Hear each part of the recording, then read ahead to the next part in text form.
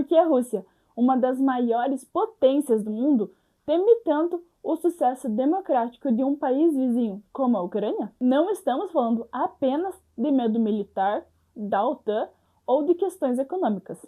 A verdadeira ameaça para o regime de Vladimir Putin é simbólica e ideológica.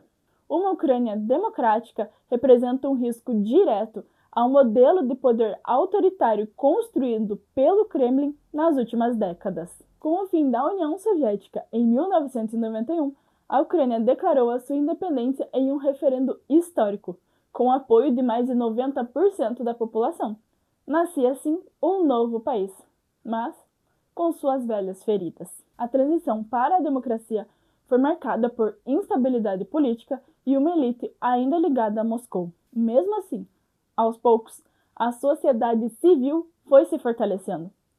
Em meio a crises econômicas, mudança de governo e influência estrangeira, uma ideia foi crescendo: a de uma Ucrânia europeia, moderna e livre. Essa ideia começou a se enraizar, principalmente entre os mais jovens e nas regiões ocidentais do país. O desejo de se aproximar da Europa não era só econômico, era civilizacional, um desejo de romper com o seu passado autoritário e de se alinhar com valores como liberdade de expressão, eleições justas e direitos humanos. Esse caminho, no entanto, era visto com preocupação por Moscou, que sempre enxergou a Ucrânia como parte essencial da sua esfera de influência. A independência total da Ucrânia, não só política, mas também cultural e simbólica, sempre foi uma ameaça ao projeto imperial de Putin.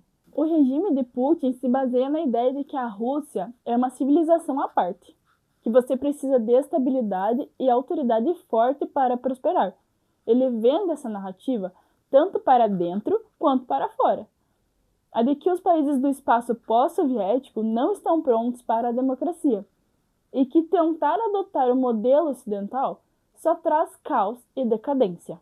Mas quando a Ucrânia insiste em trilhar esse caminho, ela se torna um problema, porque ela passa a desmentir com sua própria existência essa narrativa do Kremlin. Se a Ucrânia conseguir construir uma democracia funcional, com liberdade de imprensa e eleições livres, isso prova que sim, é possível viver fora da órbita russa. E isso mostra que o autoritarismo não é um destino inevitável, é uma escolha. E uma escolha que pode ser rejeitada. Em 2013, a Ucrânia viveu um ponto de virada. O então presidente Viktor Yanukovych decidiu abandonar um acordo de associação com a União Europeia e se aproximar da Rússia. A resposta da população foi imediata.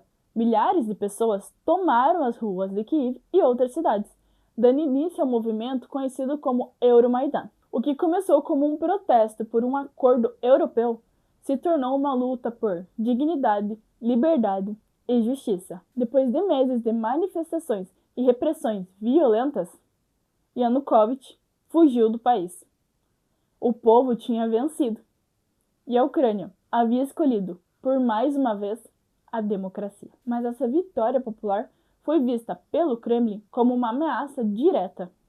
Poucos meses depois, a Rússia anexou a Crimeia, um ato ilegal e condenado internacionalmente, e começou a alimentar o conflito no leste da Ucrânia, armando separatistas e criando instabilidade. Putin deixou claro que a escolha pela democracia teria um preço. Mas, mesmo sob ataque, a Ucrânia continuou seguindo em frente. Reformas políticas começaram a ser implantadas. A sociedade civil se organizou ainda mais. E o sentimento de identidade nacional se fortaleceu como nunca antes. Mas a ameaça de uma Ucrânia livre vai além de suas fronteiras.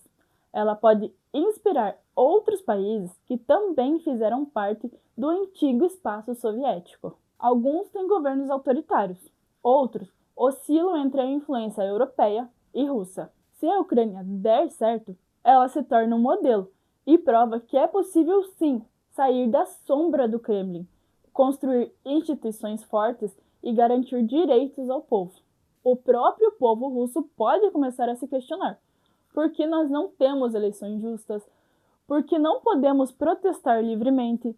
Por que vivemos num país onde a oposição é envenenada, presa ou morta? E é esse tipo de questionamento que o próprio regime do Putin não pode permitir que floresça. Putin não teme apenas a Ucrânia como Estado. Ele teme a ideia da Ucrânia, uma nação, mostrando que outro caminho é possível. A verdadeira arma da Ucrânia não são seus tanques, drones ou mísseis. É o exemplo. E esse exemplo é perigoso, porque regimes autoritários se sustentam com base no medo, no controle da informação e na manipulação das narrativas. E quando essas narrativas começam a ruir e temos exemplos claros de que o caminho da liberdade é possível, o sistema começa a se enfraquecer por dentro. O conflito entre Rússia e Ucrânia não é apenas sobre território. É uma guerra entre dois modelos de sociedade. De um lado, um regime que controla, silencia e reprime. E do outro, um povo que insiste em escolher, protestar e construir. E é exatamente por isso que a Rússia teme tanto uma Ucrânia democrática, porque ela representa tudo que o Putin quer evitar: autonomia, pluralismo e mudança. Se a Ucrânia vencer, não apenas no campo de batalha, mas como uma nação livre e democrática, ela terá vencido algo muito maior. Ela mostrará ao mundo que ditaduras podem cair e que impérios não duram para sempre.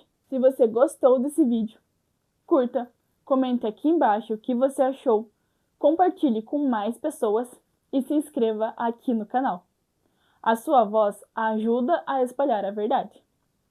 Uma Ucrânia livre é a prova de que impérios têm fim, mas a vontade de um povo, não. Até a próxima!